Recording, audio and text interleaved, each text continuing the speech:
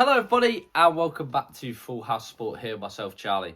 Now on Saturday in Germany, the fourth best potentially heavyweight in the world, Ajit Kabayel, depends how you have your top three really, returns to action in Oberhausen as he prepares to take on undefeated Polish heavyweight Damian Knyba in a fight for his WBC. I believe it's his silver belt or the interim title that Kabayel holds. I think it is really interesting this year, the year ahead potentially for Kabayel. He is, like I say, 26-0, undefeated. He's beat a few of the so-called boogeymen of the heavyweight division. He's beat Frank Sanchez, and also, of course, he beat Zhilei Zhang in quite impressive fashion. He's a fighter who I think is getting a lot of calls from fans of the sport to get a shot at the titles, to maybe get a big fight, but he is now under contract with Frank Warren, which probably increases the chances of that happening because we know Frank Warren's heavyweight stable is stacked at the moment. Like I say, I think Kabayel will want to use Saturday to send a bit of a message to all the heavyweights. It's his headline show. He's back home in Germany. He's been for his last few fights in Saudi Arabia, fighting on the Riyadh season cards. It's also his, like I say, a headline on DAZN. It's the first real big show of the year in terms of boxing that will be televised. Obviously, we've got Matthias Smith, but that's later on in America.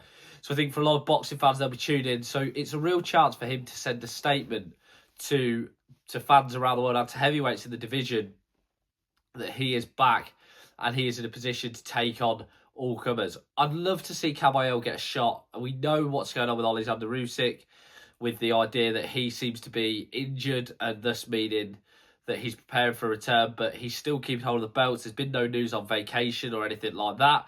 So I think that he's going to keep hold of them, which means that unfortunately for the likes of Kabayel, and there's others as well in this bracket, they may have to wait for their shot. Now, I don't necessarily agree with this. I do love Usyk and I do think he's earned that right, but you also do need to give people a shot, and if you're the champion, you need to defend your belts. One of the real big complaints we had when Tyson Fury was champion, for example, was that he wasn't defending the belts, and you don't want to be in a situation where that's happening, where the champion doesn't defend the belts and the governing bodies just allow this to happen. I do think, though, for Kabayel, there's some huge fights out there if he wins. I think potentially there's the Daniel Dubois fight, depending on what goes on with Dubois and Fabio Wardley. We've obviously got Tyson Fury potentially coming back. We've got Moses Itauma.